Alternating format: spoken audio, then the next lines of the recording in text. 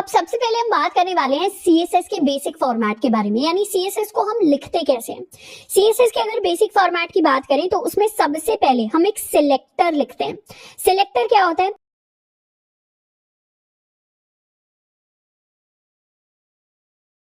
मैं चाहती हूं कि मेरी जो जितनी भी हेडिंग है, कौन सी हेडिंग, मेरी H1 से क्रिएट होने वाली इस वाले,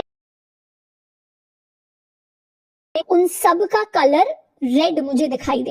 इस तरीके की अगर मुझे स्टाइलिंग चाहिए अपने डॉक्यूमेंट के अंदर, तो पहले तो मैं सिलेक्ट करूंगी कि मुझे कौन से एलिमेंट पर स्टाइल लगाना है। मुझे H1 पर स्टाइल लगाना है, तो जो भी मेरे HTML एलिमेंट का नाम होता है उसको हम एज अ सिलेक्टर यूज कर सकते हैं। और फिर हम लगाते हैं कर्ली ब्रेसेस। कर्ली ब्रेसेस के अंदर हम दो चीजें लिखते हैं, प्रॉपर्टी एंड वैल्यू। प्रॉपर्टी होता है कि मुझे कौन सी प्रॉपर्टी अपने डॉक्यूमेंट के अंदर चेंज करनी है, क्या मुझे कलर चेंज करना है, क्या मुझे बैकग्राउंड कलर चेंज करना है, क्या मुझे फॉन्ट का साइज चेंज करना है, क्या मुझे फॉन्ट का टाइप चेंज करना है, क्या मुझे फॉन्ट को और ज्यादा बोल्ड बनाना है या उसको इटैलिक बनाना है या कुछ और करना है या अपने बटन्स के साथ कुछ और करना है। तो फिर ये मेरी प्रॉपर्टी मैंने चूज की है जो है प्रॉपर्टी कलर की, और मैं चाहती हूँ कलर क्या बन जाए, कलर रेड बन जाए। तो इस प्रॉपर्टी को मैंने एक तरीके से वैल्यू दी है।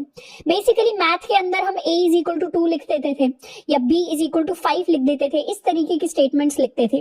अब यहाँ पर लेफ्ट में हम समझ सकते हैं कि एक प्रॉपर्टी है जिसको मैंने कोई वैल्यू असाइन कर दी और वैल्यू है रेड। यहाँ पर हम इक्वल टू यूज नहीं करते, यहाँ पर हम कोलन लगाते हैं इक्वल टू की जगह। अच्छा, तो इससे ये पता चलता है कि H1 को मैंने सिलेक्ट कर लिया है और H1 जितनी भी हेडिंग 1 है उनमें सब में मैंने कलर रेड दे दिया है। और हमेशा लास्ट में मुझे क्या करना है, एक सेमीकोलन लगाना है। सेमीकोलन दिखाता है कि यहाँ पर एक प्रॉपर्टी वैल्यू पेयर खत्म हो गया और इसके बाद आप कोई और डिफरेंट प्रॉपर्टी पर भी स्टाइल अप्लाई कर सकते हैं। मान लेते हैं हेडिंग H1 जो है उसको मुझे लाल कलर तो देना ही है, पर बैकग्राउंड कलर भी कुछ और देना है, तो मैं नीचे बैकग्राउंड कलर करके एक और प्रॉपर्टी है जिसको डिफाइन कर सकती हूँ। तो ये बेसिक फॉर्मेट होता है सीएसएस को लिखने का।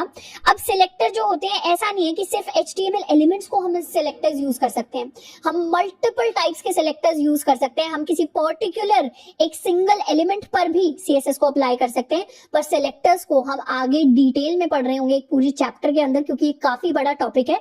अभी के लिए हम क्या कर रहे हैं, सिर्फ सीएसएस के बेसिक्स पर ध्यान दे रहे हैं।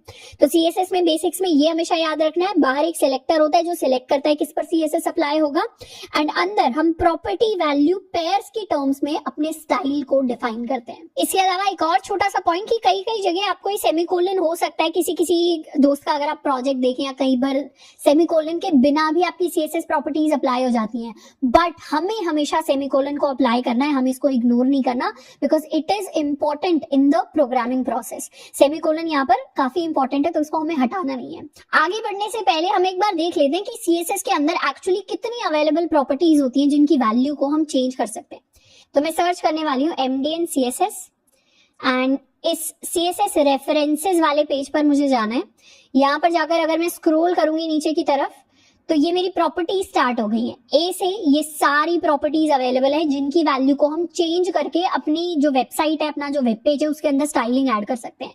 ये बी से बहुत सारी प्रॉपर्टीज आ गई हैं, जैसे बैकग्राउंड आ गया। बैकग्राउंड अगर चेंज करना है मुझे सीएसएस में, बैकग्राउंड कलर चेंज करना है, बैकग्राउंड इमेज अगर चेंज करनी है, बैकग्राउंड की पोजिशन अगर मुझे चेंज करनी है, वो सारी चीजें आ गई।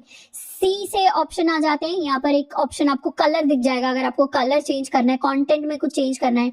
DE एंड इस तरीके से ये सारी की सारी प्रॉपर्टीज हैं जिनको हम CSS के अंदर यूज कर सकते हैं Z तक। तो इतनी सारी प्रॉपर्टीज देख के हमें घबराना नहीं है, क्योंकि इन सारी प्रॉपर्टीज में से जो जो इंपॉर्टेंट होंगी, जिनको हम बार बार देखते हैं वेबसाइट्स के ऊपर या खुद बार बार यूज कर रहे होंगे, उनको तो हम डिटेल में कवर कर रहे होंगे।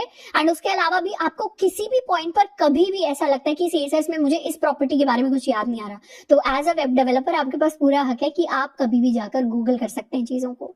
बट हाँ, हमारे पास CSS में बहुत सारे ऑप्शन अवेलेबल होते हैं, बहुत सारी प्रॉपर्टीज अवेलेबल होती हैं जिनको हम वैल्यू असाइन करके अपने डॉक्यूमेंट को और ज्यादा स्टाइलिश बना सकते हैं।